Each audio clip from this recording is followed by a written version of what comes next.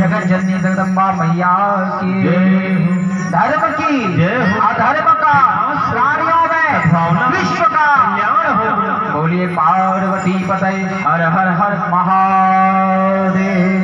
जय जय जय श्री राधे श्याम। तो प्यार से क्या बोलना पड़ेगा?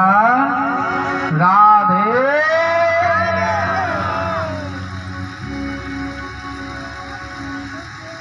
मेरे प्यारे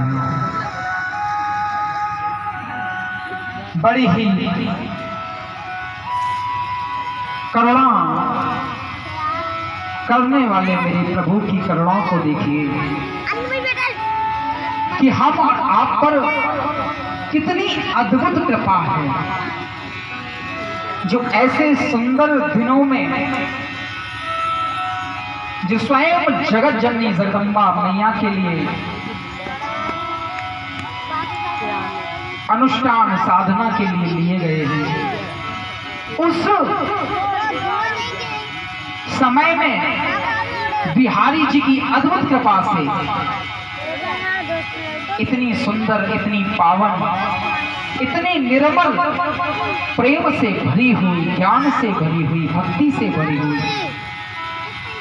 ठाकुर जी की कथाओं का आनंद लेने के लिए बैठे।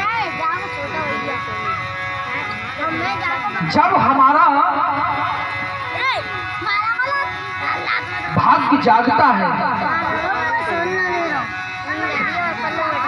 तब जाकर के ठाकुर जी की कथाओं को श्रवण करने का समय हमें प्राप्त होता है।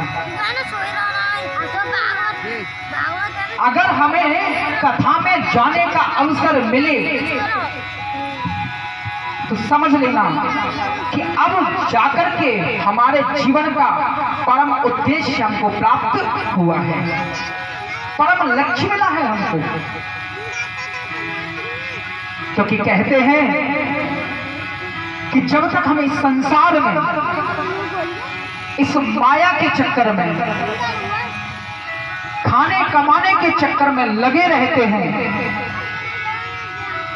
तब तक वास्तविक सही समय, सही उद्देश्य हमको प्राप्त हुआ नहीं है। क्योंकि खाना कमाना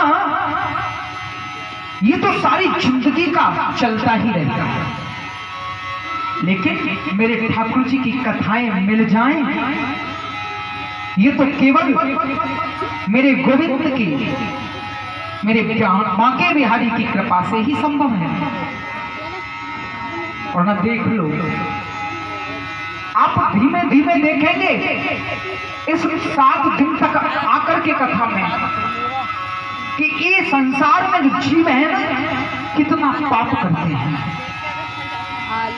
क्योंकि अगर कहीं एंजॉय का साधन होना तो हम सबसे पहले जाना पसंद करते हैं, और जहां भजन साधना ठाकुर जी का सत्संग और कथाएं होती हो ना, तो सिर्फ हम कल पर टालते चले जाते हैं, कल जाएंगे। क्यों?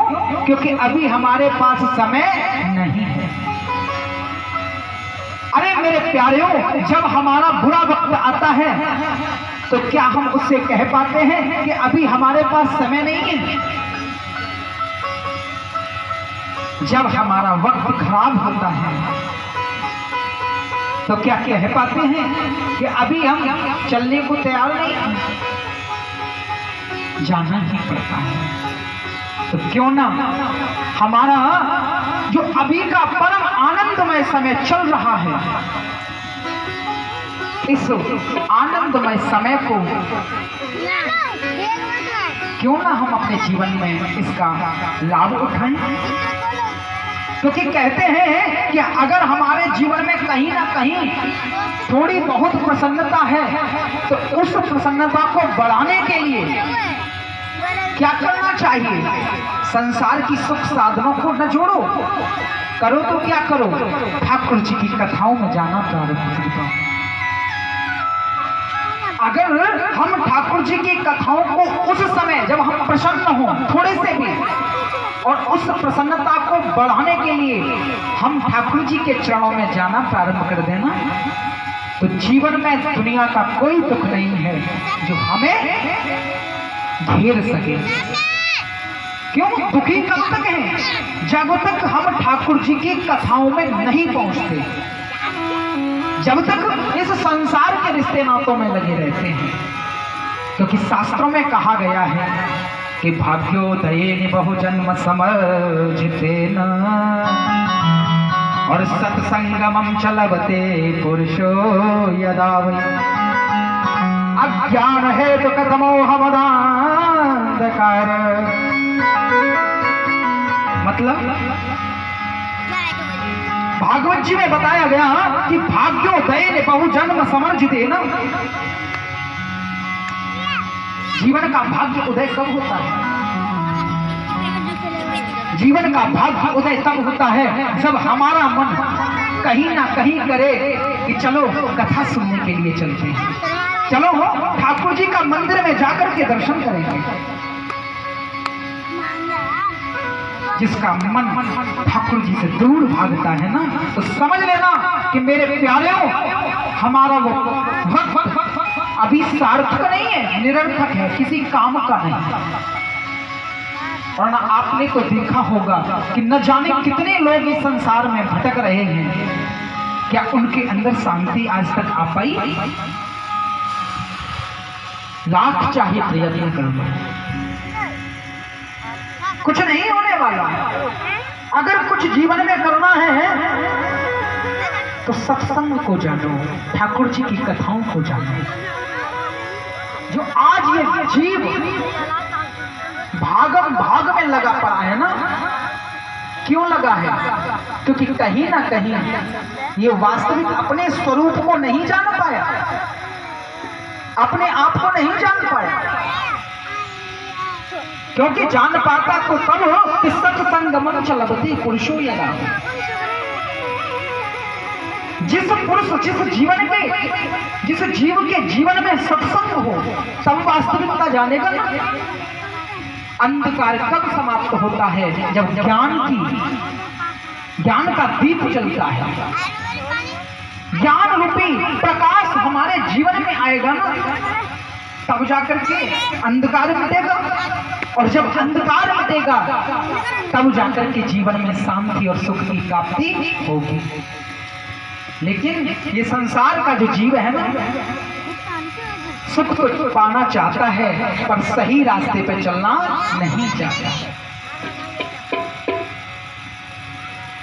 जैसे हम और आप इस स्थान पर बैठे हैं ना, ऐसे ही श्रीमद् भागवत में बताया गया, ऐसे ही नैमिषारण्य क्षेत्र में 88,000 शौनकादिक ऋषि विराजमान थे। कौन विराजमान थे? शौनकादिक ऋषि। कितने? 88,000। और 88,000 संत जन उस नैमिषारण्य में कि वो संत कोई साधारण नहीं है। वो संत कैसे हैं? वो संत अपने जीवन से एक पल के लिए ठाकुर जी को अलग करने को तैयार नहीं है। ऐसे संत हैं वो। और छोड़िए, उन्होंने करोड़ों वर्ष जी चुके ऐसे लंबी लंबी उम्र वाले हैं। साल या 2 साल या 50-100 साल वाले नहीं, करोड़ों वर्ष। अब करोड़ों वर्ष कैसे जी चुके हैं? हमारी और आपकी तरह नहीं कि संसार में लगे रहे थे, क्योंकि जो व्यक्ति संसार में लगा रहता है उसकी उम्र लंबी हो सकती नहीं है। अगर हमें लंबी उम्र चाहिए तो हमें क्या करना पड़ेगा? साधन करना पड़ेगा, साधना करनी पड़ेगी।